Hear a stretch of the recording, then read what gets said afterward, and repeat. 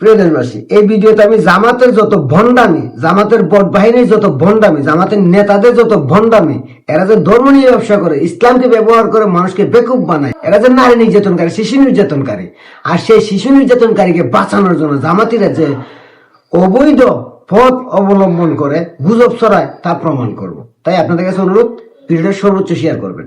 তার আগে আপনাদেরকে একটা কথা মনে করাই দিই। আপনাদের মনে আছে আওয়ামী লীগের একজন নেতা মুরাদ সাহেব, যাকে আমরা সবাই টাকলা মুরাদ হিসেবে চিনি, সেই মুরাদ চিত্রনায়িকা মাহিয়া মাহির সঙ্গে টেলিফোনে কিছু অশ্লীল কথাবার্তা বলে। এই কথা বলার অপরাধে তার মন্ত্রীপদ কাইরে নেওয়া হয়, তাকে দল থেকে বহিষ্কার করা হয় এবং তাকে আইনের আওতায় আনা হয়। মনে আছে আপনাদের টাকলা মুরাদের কথা? কিন্তু এই যে জামাতের নেতা গতকালকে সাতক্ষীরায় একটা মেয়েকে চাকরির প্রলোভন দেখিয়ে তাকে হোটেলে নিয়ে যা করলো তা তো আপনারা ভিডিওতে দেখছেন, এবং সেই ঘটনার পর তারা কি করলো, এই ভিডিওটাকে এআই ভিডিও বলে প্রচার করতে থাকলো। এবার যখন এআই ভিডিও বলে এটাকে খাওয়াইতে পারলো না, তখন কি বললো যে এই মেয়েটা নাকি তার দ্বিতীয় স্ত্রী, সে দ্বিতীয় স্ত্রী বলে এটাকে প্রচার করলো।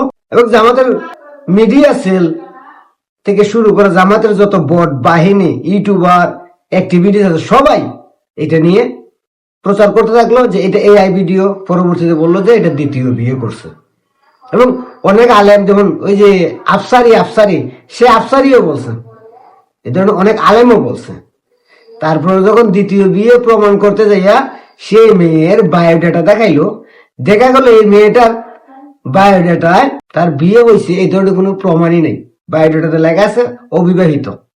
এবং সেই জামাতের নেতা নুরুল ইসলামের বউকে দিয়েও বলানো হইল যে বলো আমার স্বামী দ্বিতীয় বউর সঙ্গে গেছে হোটেলে।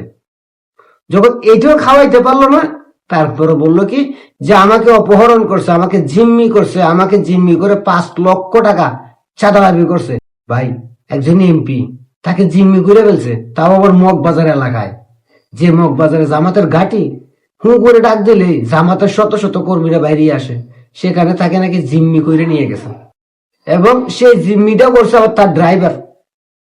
সেই যে মেয়ের সঙ্গে আকাম করছে সেই মেয়েটা নাকি আবার ড্রাইভারের কি আত্মীয় লাগে। সব বন্ডামি শেষ হয়ে গেল কিভাবে জানেন? সব বন্ডামি শেষ হয়ে গেছে যখন দ্বিতীয় ভিডিওটা পাবলিক হয়েছে।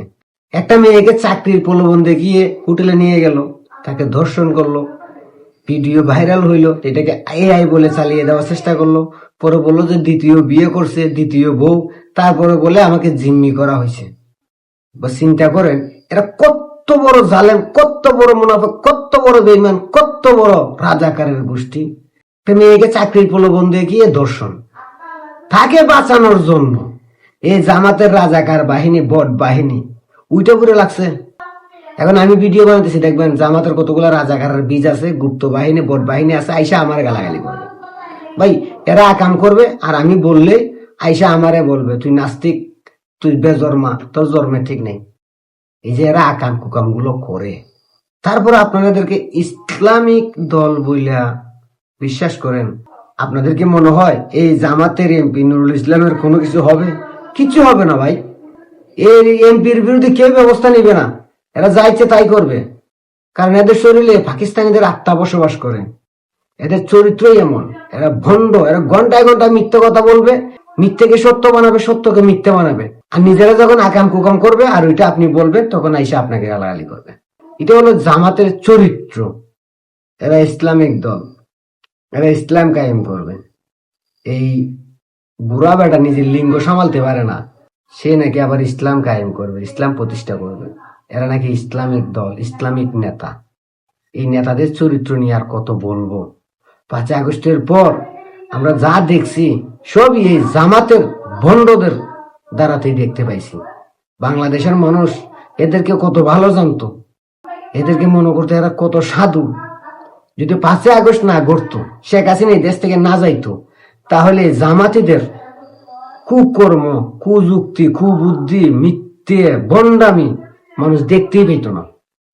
শেখ হাসিনা যাওয়াতে এদের কলিজাটা ফুর হয়েছে, বড় হয়েছে, আর এইসব করতেছে। আর মানুষ বুঝতেছে যে এরা ধর্মকে ব্যবহার করে মানুষকে এত বছর বেকুব বানাইছে, এই জামাতিদের অন্তরে ধর্ম বসবাস করে না, এই জামাতিদের অন্তরে ইবলিস শয়তান বসবাস করে, যে শয়তান মানুষকে ধোঁকা দিতে পারে।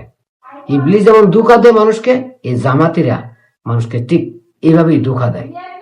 আমি জানি না বিএনপি সরকার কোনো ব্যবস্থা নেবে কিনা, তবে আমার মনে হয় বিএনপি সরকারের নিজের ইমেজ ভালো রাখতে, নিজেদের সম্মান বাঁচানোর জন্য হইলো এই জামাতের এমপি সাতক্ষীরার ভণ্ড মুনাফেক বেঈমান লুচ্চা বদমাইশ নুরুল ইসলামকে গ্রেপ্তার কইরা আইনের হাতে আনা উচিত। নাহলে জনগণ বিএনপির উপর থেকেও বিশ্বাস হারাবে। এই ঘটনা যদি কোনো বিএনপি নেতায় করতো, তাহলে ভাই সারা বাংলাদেশে আন্দোলন লাইমে যেত এই রাজাকারের ফাঁকিবিজের বাচ্চারা, তৌহিদি জনতার হুজুররা, কাট্টুসা মোল্লারা।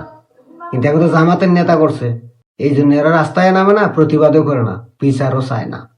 কারণ রইল সবগুলোই ধর্ম ব্যবসায়ী, ধর্মের নামে রাজনীতি করে, ধর্মের নামে ব্যবসা করে। যে রাজনীতি ইসলাম ধর্মে হারাম, সেই রাজনীতিকে ইসলাম ধর্মে হালাল বানানোর চেষ্টা করতেছে এই রাজাকার আলবদর আলসামস আর কাট্টুসা মোল্লারা।